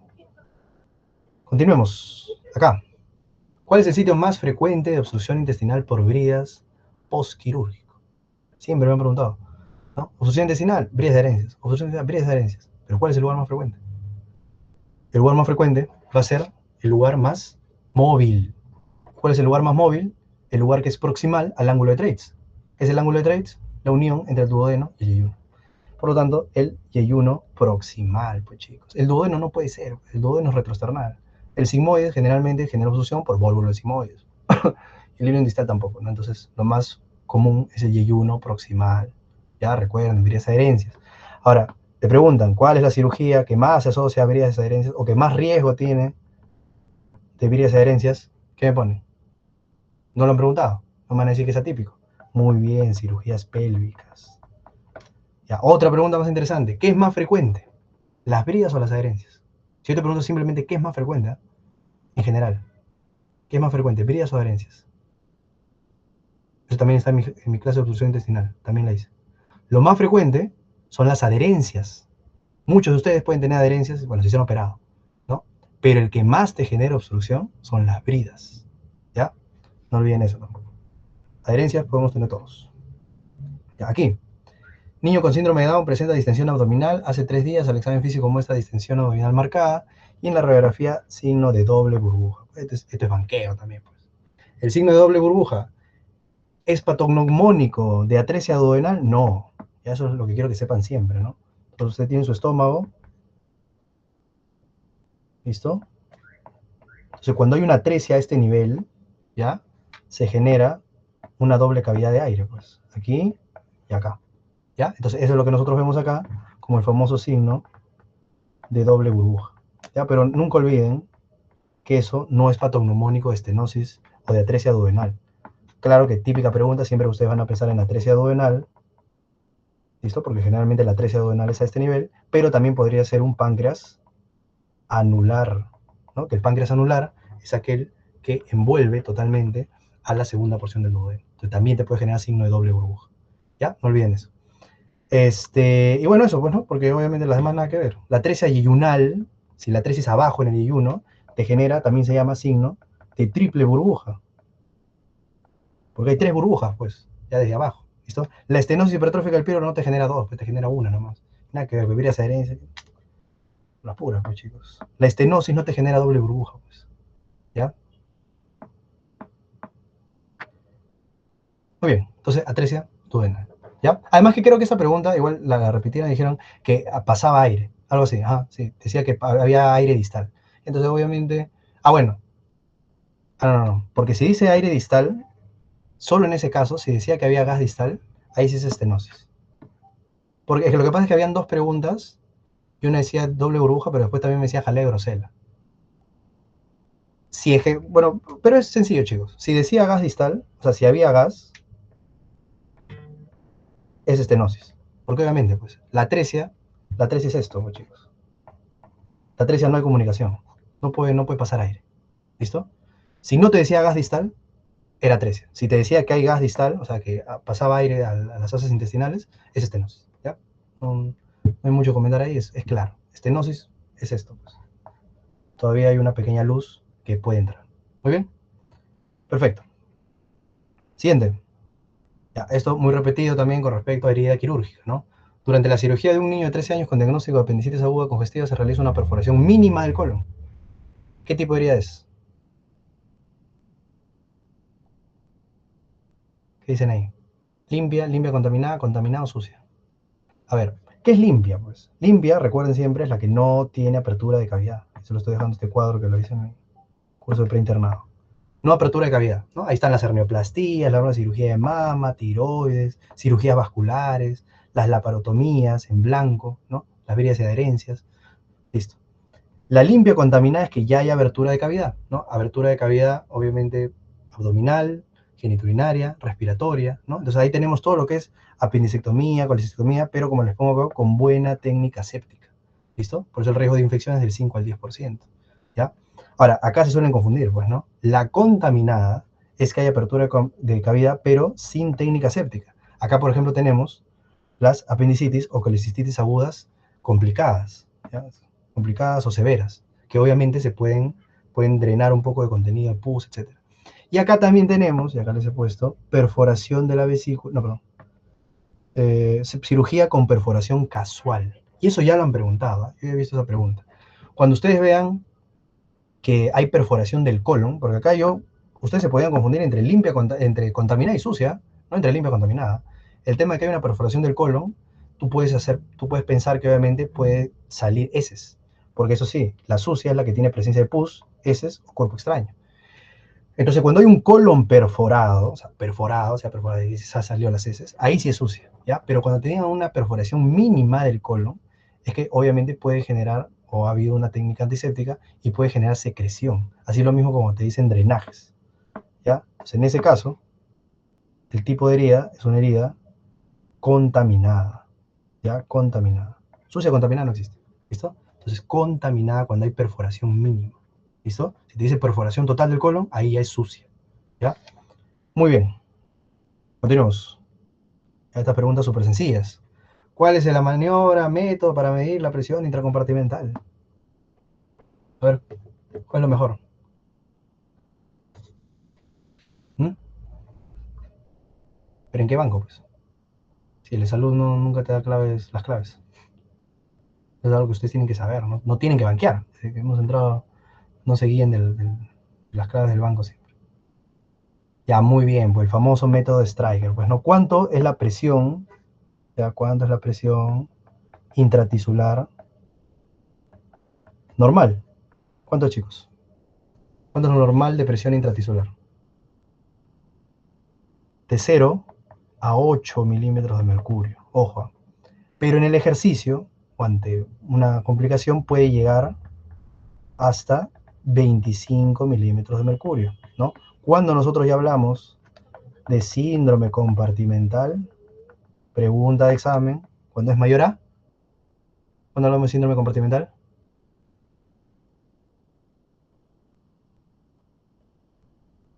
Muy bien, 30 milímetros de mercurio. O sea, no es que yo no veo que el problema son ustedes, chicos. O sea, el problema es que no se acostumbren a solo academias. O sea, yo siempre digo, si están en cuarto año, quinto año, sexto año, normal. Yo jamás voy a decir que las academias no son buenas. O sea, te ayudan en bases, en saber cosas importantes, que te ayudan en rotaciones, etcétera. Pero a lo que voy es que no se centren solo en eso. O sea, no, mi información es no solo de academias, ¿no? Porque si nos hablamos de también evidencia científica, pues en lo último de la tabla, ¿no? Entonces tengan esa base, tengan como algo ya estructurado de cada enfermedad, porque eso es lo que te ayuda en muchas academias, como que saber lo más importante, pero de ahí vuelvan, hagan lo que se hacía antes, estudiar artículos, actualizaciones, libros, ¿no? Ya veo que ya nadie compra libros, no ven libros de medicina, etcétera. O sea, seguían solo en las academias, pues, y no es la idea, ¿no? Ahora, obviamente, si estás a meses de un examen importante, obviamente ahí sí te voy a decir academia, pues no te voy a decir, no, léete embriología de Moore, léete fisiología de Guyton, no, pues ahí no. O sea, hay, hay momentos, pues, ¿no? Pero si te estás preparando desde antes, estás en cuarto año, estás en quinto año, o estás en último año y has tenido el tema de esto de la salud, estás a tiempo. O sea, normal, tu academia, ten tu base, ¿listo? Pero lee libros, igual lee tus libros, lee esas cosas, porque ya estas cosas ya están viendo que El examen de recintado nomás ya decían que era típico, supuestamente. Entonces, ya estas cosas van a ir cambiando. No se sorprendan si el ENAM de la nada preguntan cualquier otra cosa. ¿Ya? Muy bien. ¿Cuál es el manejo inicial? Bueno, lo mismo, ¿no? Entonces, síndrome compartimental es algo muy, muy preguntado, ¿no? Acuérdense, chicos, paciente con bastante dolor, paciente con parestesias, con disminución de pulsos, ¿no? Entonces, y el manejo, ahí te preguntaron, miren, te han preguntado el diagnóstico y el manejo. Un regalo para los que habían dicho solo estudio complicaciones en traumatología. Que eso es lo que más tienen que estudiar en traumatología, ¿no? Complicaciones. Fasciotomía, ¿ya? Lo de elección, fasciotomía, ¿ya? Muy bien, vamos a ir avanzando un poquito más rápido, chicos. ¿Qué acceso arterial es el más usado en el bypass coronario? Típica pregunta también, ¿no? Esta no es atípica, ¿no? La mejor arteria, ¿listo? La mejor arteria para utilizar es la arteria torácica interna, o también llamada arteria mamaria interna, ¿listo? ¿Por qué? Porque tiene mayor permeabilidad a largo plazo, tiene una mejor comunicación con la arteria que es la más comprometida, que aquí justo les he puesto una imagen para que sea visual, que es la arteria descendente anterior, y tiene menos incidencia de aterosclerosis, ¿listo? Es la mejor de lejos. ¿Muy bien? Siguiente. Acá, lógico. Te dice, ¿cuál es el tratamiento curativo electivo para la hipertensión portal por causa hepática? La causa más frecuente de causa hepática y hipertensión portal es la cirrosis. ¿Qué es lo único que te va a curar, pues, chicos? ¿Qué es lo único que te va a curar? El trasplante. No hay mucho que pensar. Hay preguntas que son lógicas, chicos. Hay preguntas que son lógicas. ¿Ya? Siguiente. Eso también. Creo que esta clase sí la subí de urología, mapa mental. Niño con síndrome de Down presenta distensión abdominal hace 3 días. El examen físico muestra distensión abdominal marcada y en la radiografía se muestra signo de doble burbuja con gas distal. Ah, no, espérense. No, esta no es. Esta es la de que les dije que... Acá es lo que había gas distal. Ahí sí era estenosis. Pensé que les habían preguntado 2 cosas. Ya, pero esta pregunta es, ¿cuál es el lugar más frecuente de obstrucción por un cálculo? Así era, ¿no? Por eso les he puesto esa imagen. ¿Ya? ¿Cuál es la ubicación más frecuente de obstrucción? Acuérdense que a nivel de las vías urinarias tenemos 3 estrecheces, ¿no? Tenemos una estrechez en la unión pielo-ureteral, ¿no? Entre el riñón y el uréter. Tenemos una obstrucción en el cruce de los vasos ilíacos y tenemos una obstrucción a nivel uretero-vesical. ¿Listo? Y la que es la más estrecha de todas es la uretero-vesical, pues, ¿no? La que está aquí. Muy bien, ahí generalmente se obstruyen los cálculos. Unión uretero-vesical. Perfecto. Sigamos. ¿Cuál de los siguientes es más característico de hallar en la colecistitis estadio 2? A ver. Ya está ahí la imagen, pues, ¿no? Pero ustedes también lo tenían que saber. Muy bien, entonces cuando nosotros hablamos de colecistitis, ustedes ya, yo me imagino ya, Tokio de memoria, pues, ¿no? Su morfi, sus paredes engrosadas, etcétera, ¿no? Pero ustedes también tienen que dividirlo en grado leve, ¿no? Grado 1, moderado, severo. Entonces es muy importante que sepan. Yo digo, el severo es facilito, pues, porque el severo tiene falla multiorgánica, chicos. Si ya te dice el paciente que está hipotenso, con insuficiencia respiratoria, siempre es grado 3, porque todos los criterios son de falla multiorgánica, creatinina elevada, plaquetas bajas, ¿no? Y acá ustedes siempre recuerden que el manejo, porque es típica pregunta, ¿cuál es el manejo de un paciente con colecistitis severa o grado 3? Como está matado, no lo vas a operar, pues. Entonces haces colecistostomía, ¿no? Drenas la vesícula biliar para desinflamarla y luego, ¿no? Haces una colela diferida, ¿no? O sea, después. Yo sé que te van a preguntar, 6 a 8 semanas después. ¿Listo? Muy bien. En cambio, acá lo que tienes que diferenciar es el grado 2 del grado 1, pues. ¿Cuál es el grado 2? Cuando hay leucocitos mayor a 18.000. Cuando hay masa dolorosa palpable. ¿Listo? Cuando la duración es un cuadro más de 72 horas. ¿Listo? Cuando hay marcada inflamación local, o sea que puede haber gangrena, enfisema, absceso. Todo eso es grado 2. ¿Listo? Ahora, este manejo del grado 2, yo sí he visto en algunas guías, también depende del ASA del paciente, ¿no? Porque algunos sí pueden ir a colelab temprana y otros también se prefiere que sea colecistostomía, ¿ya? Pero en general, colelab también, colelab temprano.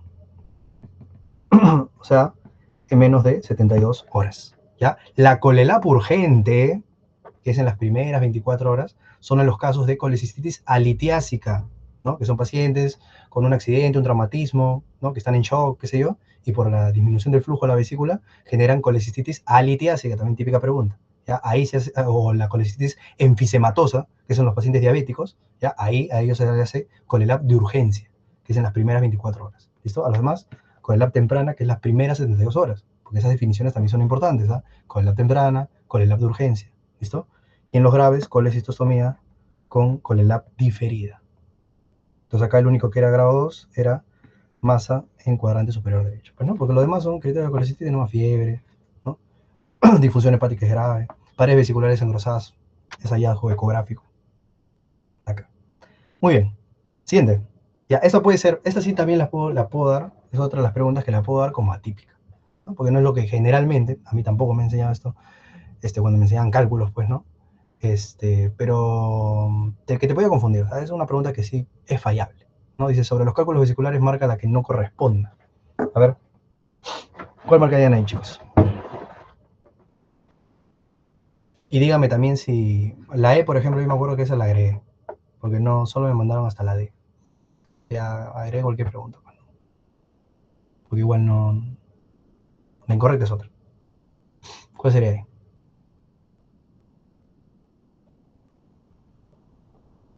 La A, la B, la C. Entonces, cada vez que nosotros nos han enseñado los cálculos, ¿no? Los más frecuentes son los cálculos mixtos de colesterol, eso sí, ¿no? Son los más frecuentes. ¿Listo? Los negros, acuérdense que se asocian a anemia hemolítica, ¿listo? Y son cálculos que los vamos a ver en la vesícula. Y los marrones van a ser cálculos que son de novo, ¿no? De la vía biliar, ¿no? O sea, que pueden generar, por ejemplo, una coledocolitiasis. Ya. Lo otro importante es también saber que los cálculos de colesterol, por ejemplo, son radiotransparentes. Entonces eso sí es correctísimo, por eso no los podemos ver. Muy diferente a los cálculos negros, ¿no? De pigmentos negros, que son radiolúcidos. ¿Listo? Perdón, radiopacos. Ah, ya, eso sí los podemos ver. Muy bien, entonces este sí descartado porque esto sí está bien. Ya, los cálculos pigmentarios tienen un 20% de colesterol, también está bien. En su composición pueden tener. Ya, esto es obviamente el agregado. Entonces está entre los cálculos de colesterol puro, son poco frecuentes, encontrándose en un 10%.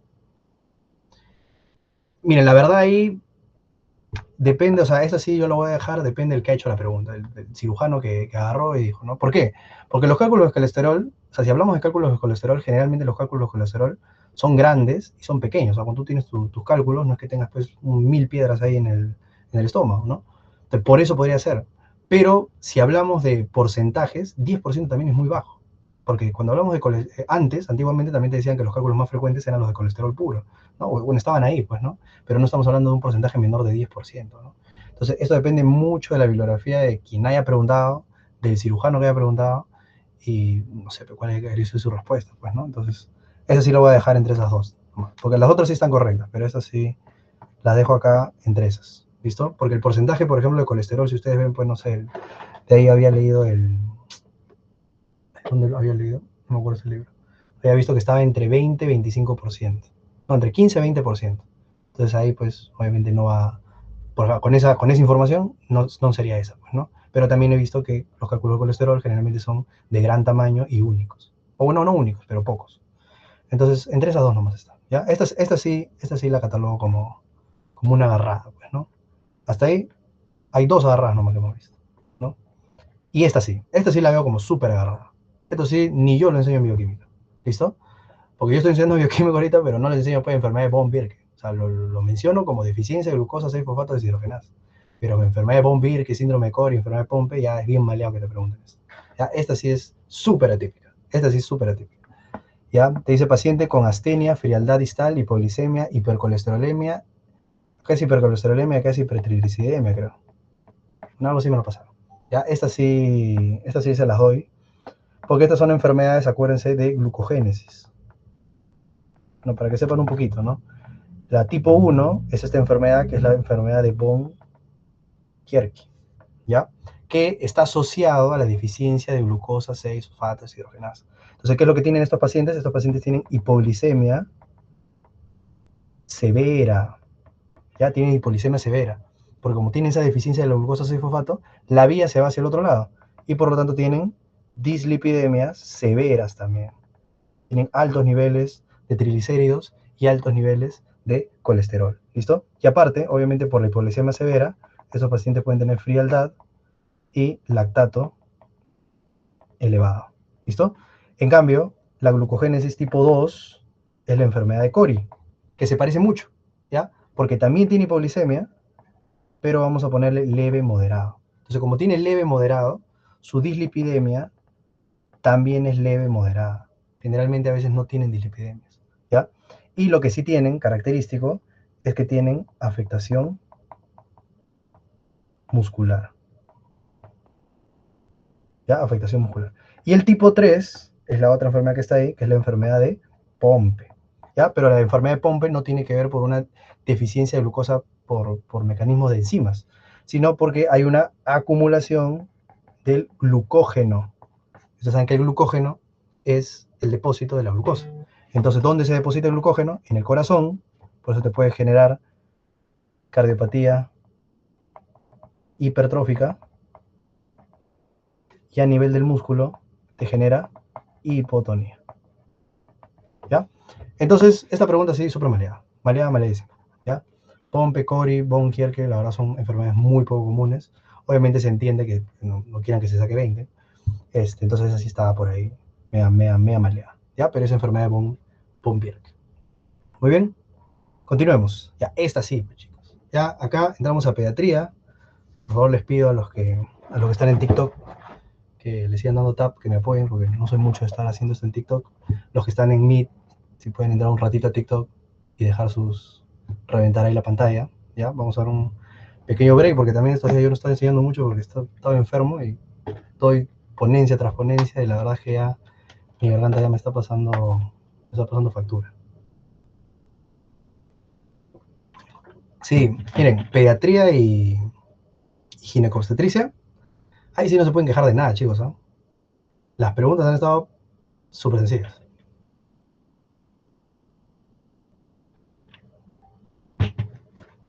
Yo sí, tengo cursos intensivos que ya he dictado, pues no, bueno, este año. Para INAM, o sea, de gineco, de pedi.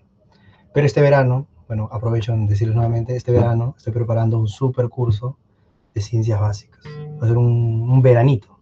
Para todos los que deseen, prácticamente va a ser todo enero, parte de febrero, pero de todo, o sea, para que tengan una base de ciencias básicas que ya les sirva, porque siempre me dicen, pues siempre me preguntan qué recomiendo, ¿no? O sea, ya miras el ENAM, y yo siempre les digo, primero repasen muy bien ciencias básicas, y con eso ya comiencen a ver, obviamente, las clínicas, las patologías, fisiopatología, manejos, ¿no? Se va a entender mucho más. Entonces dije, ya bueno, en verano, por eso este tiempo no estoy haciendo cursos pagados, ¿no? Voy a hacer clases gratuitas. También está pendiente con ustedes la actualización de la norma del CRET, la última que ha salido. Aunque todavía no lo quiero hacer porque no voy a decir que me leo toda la norma, que es un montón, y al final mágicamente dicen, no, ya no va a ser esa norma. Pero sí hay clases que quiero hacer actualizaciones, que sí, por el grupo ya este mes, o al menos diciembre, sí o sí, voy a estar haciendo al menos semanal clases gratuitas importantes. ¿Ya? Si el curso de ciencias básicas va a ser en verano. Yo me imagino que la primera semana de enero ya estaré subiendo todos los con sílabo, todo, ¿no? Como un morfofisiología, ¿no? Solo que algunos creo que todavía no ven morfofisiología como tal en su universidad, sino lo ven separado. Entonces, pero es eso, ¿no? O sea, pueden ser fisio, embrio, histo, anato, fisiopatología, todo conectado, pues, ¿no? Para las ciencias clínicas. Muy bien. Los que están en TikTok, verdad, un ratito voy a entrar acá porque al final voy a entrar así un ratito porque dicen que no estoy activo. Los que han entrado a TikTok o están en el Meet ya saben que les comparto el video toda la clase. Listo, solo tienen que subir en sus historias que están participando en la clase ahorita, me etiquetan y yo les paso a más tardar mañana. ¿Ya? Más tardar mañana. Y mi curso de ciencias básicas, obviamente van a haber preguntas, van a aprender cosas para sus exámenes de NAME Salud, pero ese no es mi objetivo. Mi objetivo es que aprendan ciencias básicas para que se les haga más fácil la medicina. ¿Ya? O sea, van a hacer clases un poquito larguitas con datos importantes para que conecten patologías, para que se les haga mucho más fácil la vida, chicos. Ahora aproveché en enseñar embriología a mis alumnos que les enseño en la U también, De verdad, o sea, esas cosas también me ayudan, como yo digo, mi método de estudio, porque a mí siempre me dicen, ¿cuál es mi método de estudio? Mi método de estudio es enseñar, porque constantemente creo que todos los días estoy estudiando algo para enseñar. Entonces, me ha sacado datos de embrio como para conectar con causas fisiológicas. Entonces, sí, sí, muy, muy bueno, la verdad. Bueno, estoy usando en base el MUR. Sí, todavía estoy enfermo. Estoy con la garganta matada. Pero, ¿qué se puede hacer? Ya, muy bien, chicos. Ahora sí, espero que hayan entrado un ratito digo, al TikTok, me hayan apoyado. Continuamos. Vamos un poquito más rápido, ¿ya? Ya van a ser las 11.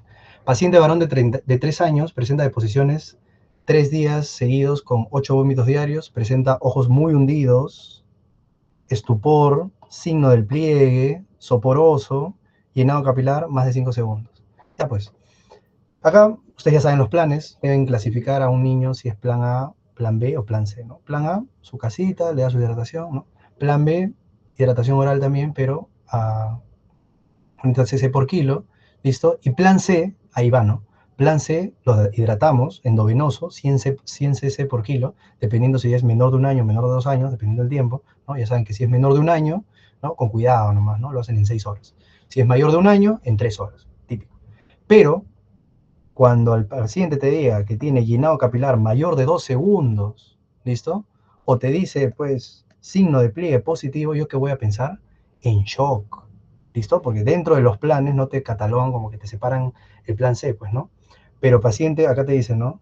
Que tiene deshidratación con shock, nunca olviden que es así, le vamos a dar con todo, pues, porque ese paciente se va a morir. Entonces le damos bolo endovenoso, 20 cc por kilo, pues, ¿no? Entonces, ¿qué es? Acá está, ¿no? Bolo de cloruro de sodio, 20 mililitros por kilo. ¿Ya? Paciente en shock, 20 mililitros por kilo, como la regla lo dice. ¿Ya? Listo. Continuemos. Ya acá, pues chicos, miren, lactante de 9 meses, lactante, menor de 2 años.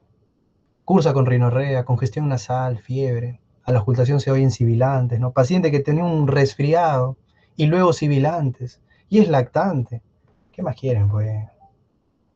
Bronquiolitis, pues, ¿no? Y algo, por ejemplo, que les enseña en embrio, es que cuando uno nace, en las primeras etapas de la vida, la laringe se encuentra en la parte superior, ¿no? Y eso es el porqué de por qué hay estas enfermedades como bronquiolitis, laringotraqueitis, ¿no? Pero en los 2 primeros años de vida, justo en la etapa del lactante, la laringe va disminuyendo su ubicación, pues, ¿no? Entonces se pone más baja y es por eso que ya luego de los 2 años ya son muy poco frecuentes estas enfermedades y ni siquiera asociamos bronquiolitis, ¿no?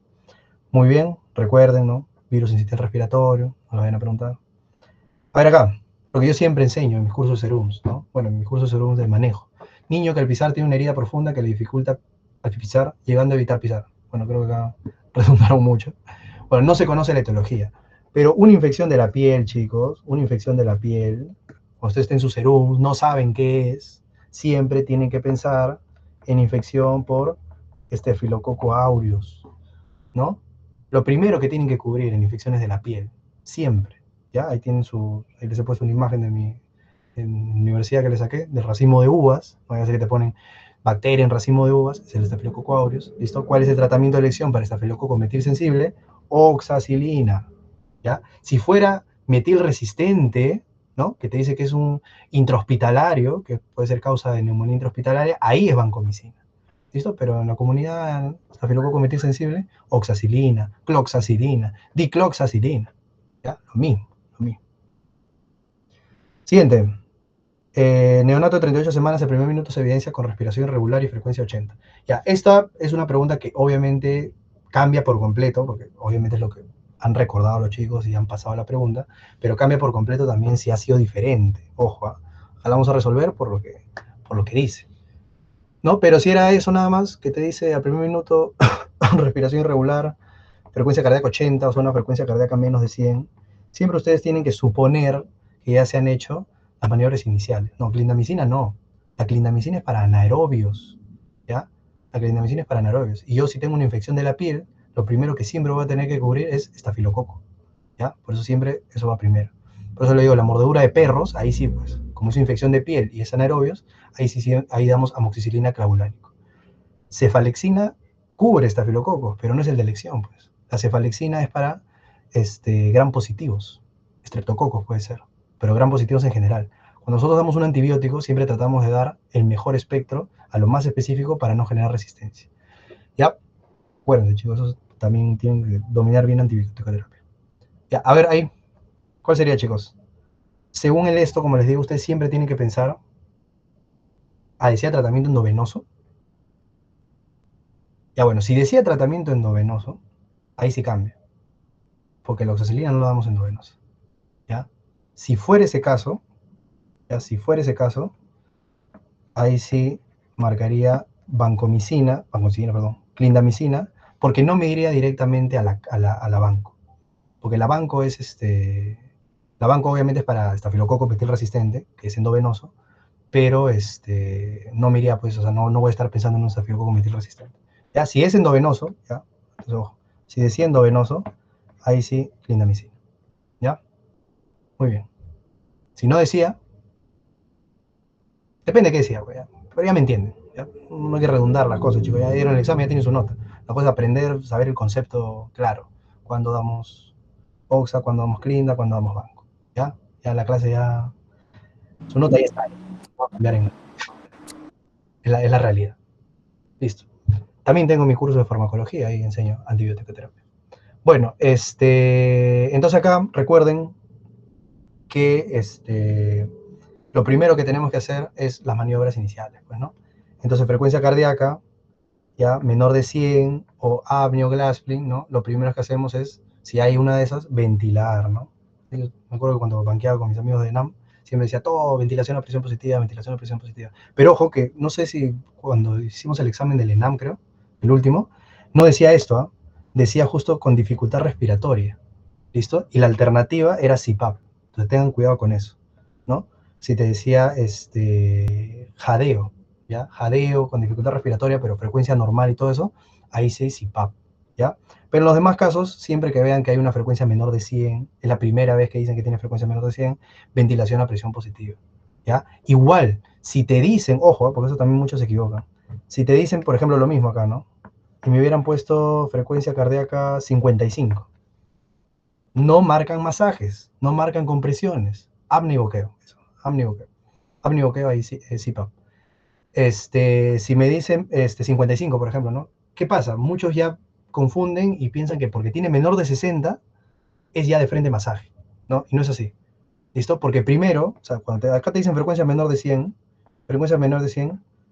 es 55, pues también, chicos.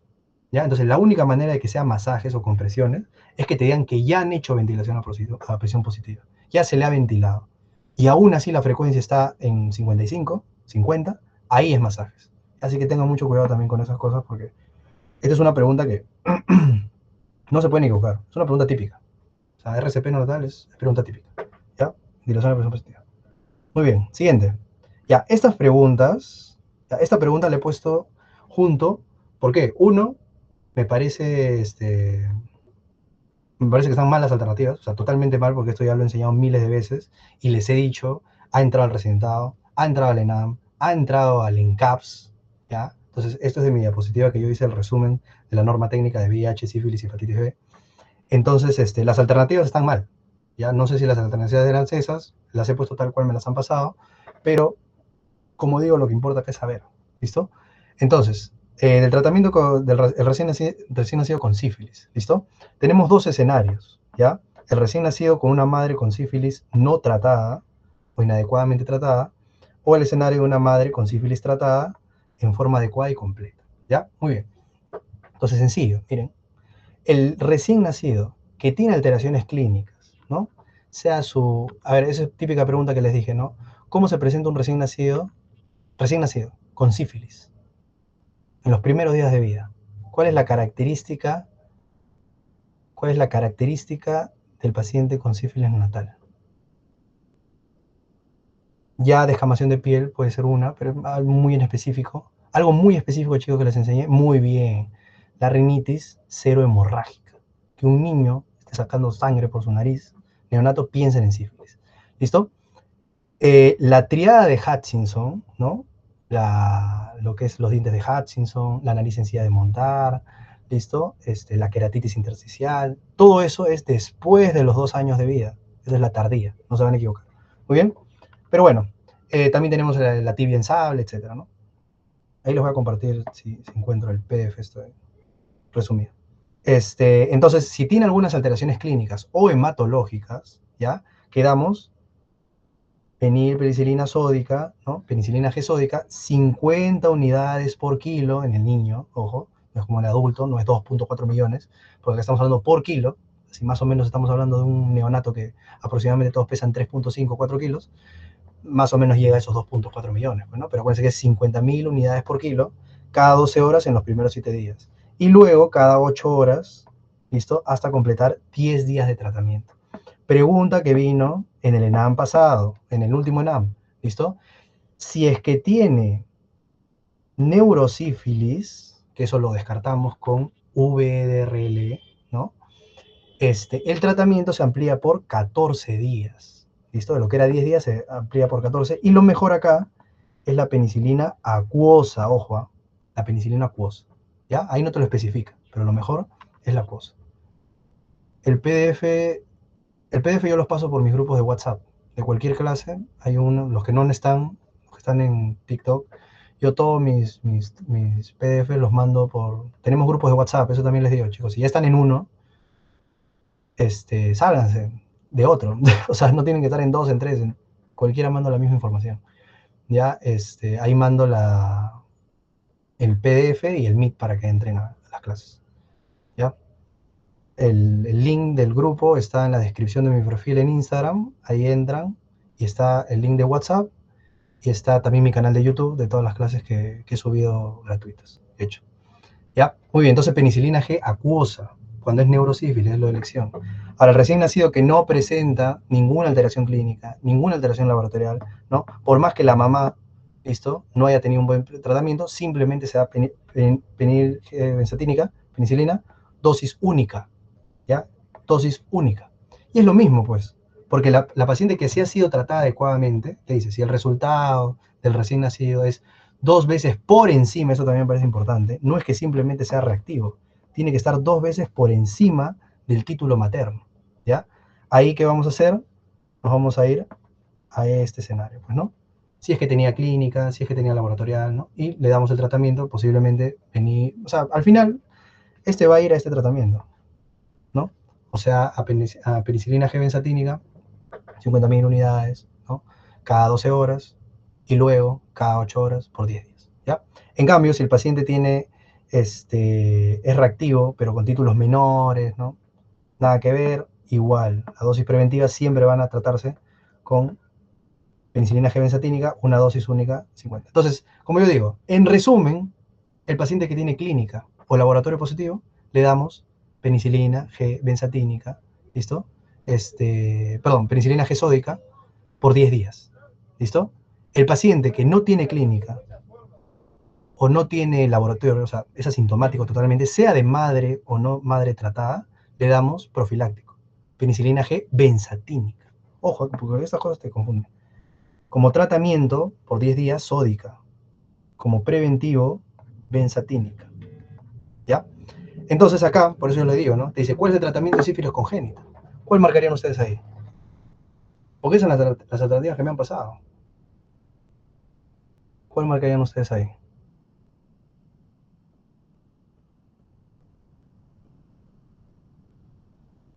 A ver. La D. Ah, ya, la D está bien. No la he visto. Bueno, pero dice procaínica, pues, pero... Que procaínica no debería ser, pues. Pero bueno, entre todas, es la que más se acerca, pues, ¿no? Es que lo que pasa es que, por eso digo, o sea, está mal, porque procaínica no es. Procaínica es para profilaxis. Debería ser sódica, ¿listo? Pero sódica solo hay una que dice 100.000, que no dice 50.000. Si había clave, ya bueno, entonces si había clave es esa, pues chicos. Si había clave de sódica, 50.000 unidades por kilo por 7 días, esa es, ¿ya? Entonces, está acá. Esto es lo de la norma técnica, ¿ya? Muy bien. Y acá, no sé si era otra pregunta o era la misma. ¿Vinieron 2 preguntas de sífilis? ¿O era la misma y acá me han puesto otra cosa? Si eran dos, ya bueno. Mira, acá, por ejemplo, decía gestante con diagnóstico de BDRL 1.32 diluciones y el recién nacido 1.16. O sea, obviamente es menos que la mamá. Entonces, asintomáticos, sin anomalías óseas. Entonces, ¿qué es lo de elección? Benzatínica o penicilina G benzatínica, una dosis, 50.000 unidades, ¿no? Benzatínica. En este caso te dicen no debe recibir tratamiento, nada que ver, así sea asintomático debe recibir tratamiento. Por 14 días, nada que ver, no debe recibir tratamiento tampoco. 14 días, nada que ver. Bueno, y acá la única, si es que esas eran las alternativas, era esta, pues, ¿no? Benzatínica, 100.000 unidades, dosis. Es la única. ¿Le habían hallado en punción lumbar? Eso sí no se